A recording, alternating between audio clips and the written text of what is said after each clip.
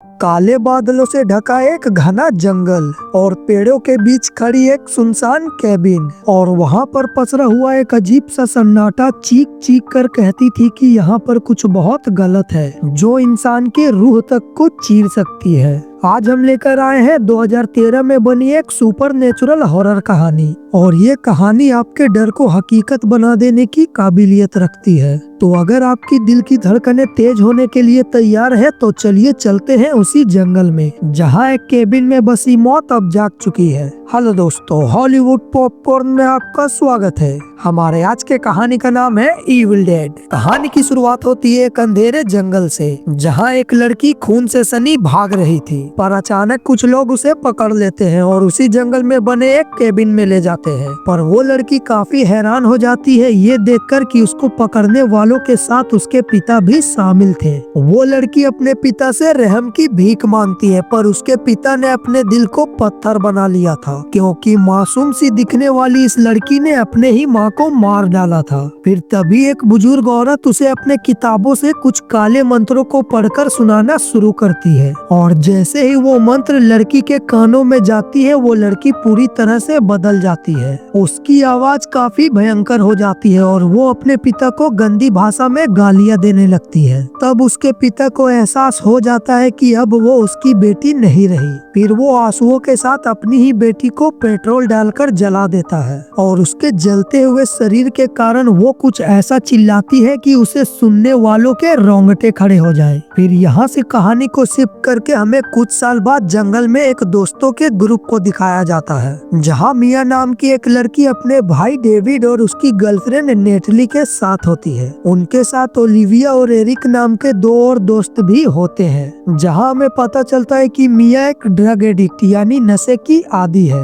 और वो अपने भाई और उसके साथियों के साथ यहाँ अपने उसी लत से छुटकारा पाने के लिए आई होती है। फिर वो सभी डेविड की उसी जंगल में बनी पुराने घर में जाते हैं और अगले कुछ दिनों तक ये सभी अपना टाइम यहीं पे स्पेंड करने वाले थे। फिर दिखाया जाता है कि कुछ वक्त बीतते ही मिया को पैनिक अटैक आना शुरू हो जाता है जो उसके ड्रग की आदत की वजह से हो रहा था। तब उसका भाई और उसके सभी साथी किसी तरह उसे संभालते हैं। तभी वहाँ डेविड के डॉग को उसी केबिन के अंदर एक सीक्रेट तहखाना मिलता है और दरअसल ये वही तहखाना था जहाँ कहानी की शुरुआत में उस लड़की को उसके पिता ने जलाया था। वो सभी उस तहखाने के अंदर जाते हैं जहाँ उन्हें बहुत सारी मरी हुई बिल्लियों की लटकी हुई लाशें मिलती है। तभी वहाँ डेविड के दोस्त एरिक को वही रिचुअल वाली किताब मिल जाती है जिसे तारों के साथ बांधकर वहाँ छिपाया गया था। उसके ऊपर लिपटी हुई तारें ये समझने के लिए काफी थी कि इसके साथ छेड़छाड़ नहीं करनी चाहिए, पर कहते हैं ना कि हम इंसानों के अंदर एक जिज्ञासा होती है जो हमें मजबूर करती है हर एक चीज के बारे में जानने के लिए। और एरिक भी उस वायर को काटकर किताब को पढ़ना शुरू कर देता है। उस किताब में साफ साफ लिखा गया होता है कि अगर इसमें लिखे गए शब्दों को पढ़ा गया तो नर्क का दरवाजा खुल जाएगा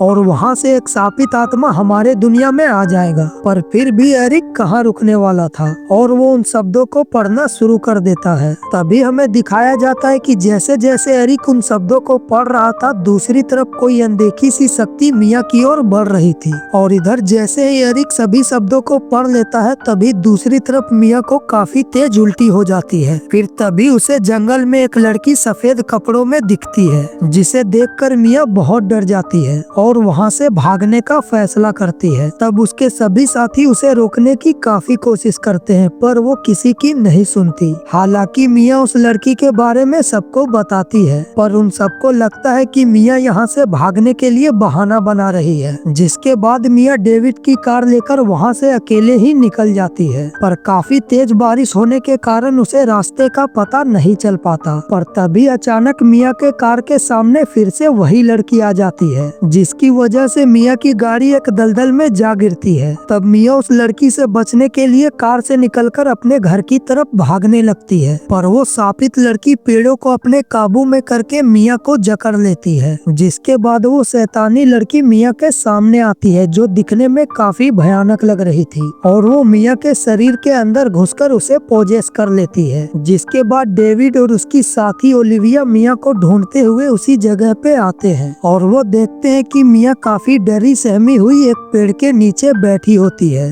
फिर वो लोग उसे लेकर वापस डेविड के उसी घर में आ जाते हैं। पर घर आकर मिया बार बार एक ही बात को दोहरा रही थी। वो बता रही थी कि उसने जंगल में एक शैतानी लड़की को देखा है और अब वो यहाँ पर हमारे साथ मौजूद है। लेकिन सबको लगता है कि ड्रग्स ना मिलने की वजह से मिया ऐसी हरकतें कर रही है। जिसके बाद हमें डेविड को दिखाया जाता है जो उस घर के तहखाने की सफाई कर रहा था। तभी डेविड देखता है कि उसके डॉग को किसी ने काफी बुरे तरीके से मार दिया है। डेविड अपने डॉग की ऐसी हालत देखकर काफी डर जाता है, पर वो समझ चुका था कि ये काम किसी और का नहीं बल्कि उसकी बहन मिया का था और उसका ये शक सही था क्योंकि मिया ने ही डेविड के डॉग को हथौड़े से मार मार कर उसकी जान ली थी। फिर डेविड गुस्से में मिया के पास जाता है जहाँ पर मिया बाथरूम में नहा रही होती है। पर मिया को देखते ही डेविड की सांसें अटक जाती है क्योंकि दरअसल मिया खौलते हुए पानी से नहा रही थी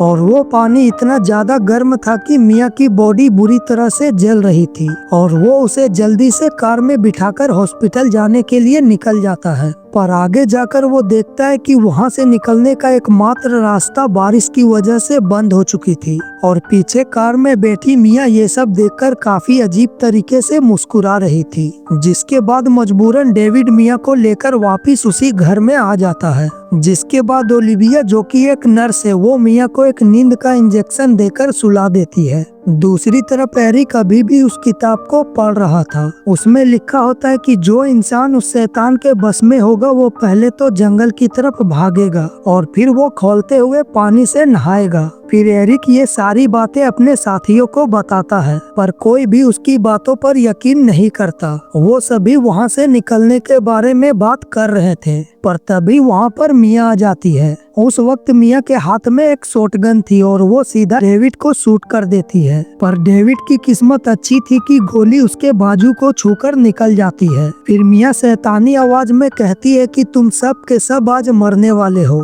और इतना कहते ही वो बेहोश हो जाती है। तब मौके का फायदा उठाकर ओलिविया गन को उठाने जाती है पर तभी अचानक मिया होश में आकर उसका हाथ पकड़ लेती है। फिर वो ओलिविया के ऊपर चढ़कर उसके ऊपर बहुत सारी खून की उल्टी कर देती है। तब ओलिविया किसी तरह मिया को धक्का देकर उसे तहखाने में गिरा देती है और डेविड जल्दी से तहखाने का दरवाजा बंद कर देता है। फिर ओलिविया सबको बताती है कि उसने मिया को नींद की काफी हैवी डोज दी थी ताकि वो अच्छे से सो सके और उस नींद से इतनी जल्दी जाग पाना किसी भी नॉर्मल इंसान के लिए पॉसिबल नहीं था। तब डेविड उसे एक बार फिर से नींद की हैवी डोज तैयार करने के लिए कहता है। फिर ओलिविया वॉशरूम में जाकर उस डोज को तैयार करने लगती है। तभी उसके सामने मिरर में वही शैतानी लड़की आ जाती है। जिसके बाद जब एरिक वॉशरूम में जाता है तो देखता है कि ओलिविया चाकू से अपने ही चेहरे को काट रही थी और वो एरिक को देखते ही उसके ऊपर हमला कर देती है। और एक पल ऐसा आता है कि वो बस एरिक को मारने ही वाली थी लेकिन एरिक किसी तरह अपनी जान बचाते हुए मजबूरन ओलिविया को जान से मार देता है। तभी उनकी आवाजें सुनकर डेविड और नेटली वहां आ जाते हैं जहां वो देखते हैं कि ओलिविया मर चुकी थी और डेविड भी काफी जख्मी था। उसका काफी सारा खून बह चुका था और उसकी हालत भी बहुत ज्यादा खराब हो चुकी थी जिसके लिए डेविड नेटली को शुगर और पानी लाने के लिए कहता है। फिर वो एरिक को पट्टी लगाने लगता है। दूसरी तरफ नेटली शुगर और पानी लाने जाती है। तभी वो देखती है कि मिया रो रो कर उसे तहखाने में अपने पास बुला रही थी और जब वो अंदर जाती है तो मिया काफी अजीब तरीके से मुस्कुराने लगती है। नेटली उसकी चाल को समझकर वहाँ से भागने लगती है पर उसका पाँव स्लिप कर जाता है।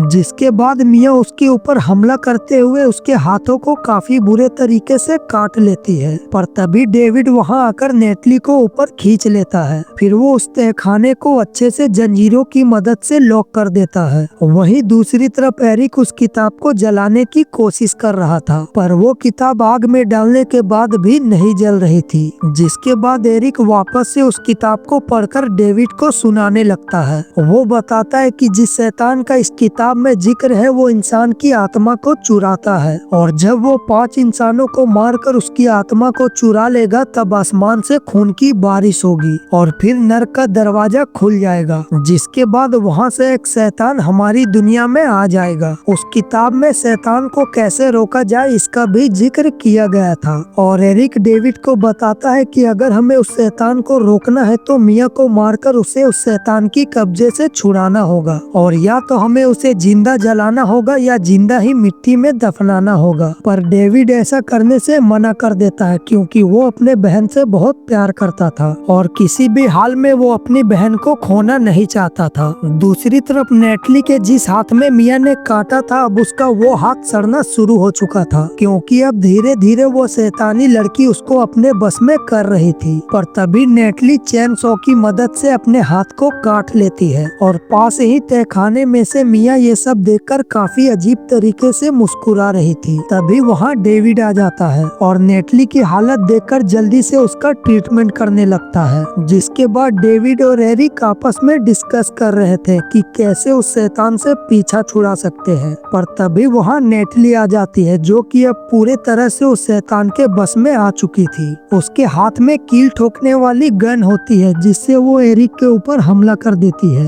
वो एरिक की जान लेने ही वाली थी कि तभी डेविड उसे गन से शूट करके मार देता है। जिसके बाद डेविड एरिक को लेकर घर से बाहर आ जाता है और फिर वो उस पूरे घर में पेट्रोल छिड़क देता है ताकि उस घर के साथ साथ उस शैतानी लड़की को भी खत्म कर सके। पर इससे पहले कि डेविड वहां आग लगाता मिया एक सॉन्ग गाने लगती है। वो सॉन्ग डेविड और मिया के बचपन से जुड़ी होती है जिसको सुनकर डेविड काफी इमोशनल हो जाता है। फिर डेविड फैसला करता है कि अब वो किसी भी हाल में अपने सिस्टर को बचाएगा। तभी बाहर जोर से बिजली कड़कने के कारण एक पेड़ में आग लग जाती है और उसको देखकर डेविड को एक आइडिया आता है। फिर वो दिमाग लगाता है कि पहले तो वो मिया को जिंदा ही मिट्टी में दफना देगा जिससे वो शैतान उसके शरीर को छोड़ देगा। फिर वो मिया को बाहर निकालकर उसे इलेक्ट्रिक शॉक की मदद से जिंदा कर देगा। जिसके बाद वो जल्दी से जाकर एक बड़ा सा गड्ढा खोदता है और उसके बाद वो मिया को पकड़ने तहखाने में जाता है। पर तभी मिया उसके ऊपर हमला कर देती है और यहाँ पर वो डेविड की अच्छे से धुलाई करती है। वो डेविड को पानी में डुबाकर मारने वाली थी पर तभी एरिक वहाँ आकर मिया के ऊपर हमला कर देता है जिससे मिया बेहोश हो जाती है और एरिक की जान बच जाती है। पर एरिक भी काफी जख्मी था और लगातार खून बहने की वजह से उसकी मौत हो जाती है। फिर डेविड मिया को जो कि बेहोश थी उसे प्लास्टिक से कवर करके गड्ढे में डाल देता है और जब वो मिया को दफना रहा होता है तब उसे मिया फिर से इमोशनल करने की कोशिश करती है पर डेविड उसकी एक नहीं सुनता और वो उसे पूरी तरह से दफना देता है। फिर वो कुछ मिनटों बाद वापस से गड्ढे को खोदकर मिया को बाहर निकालता है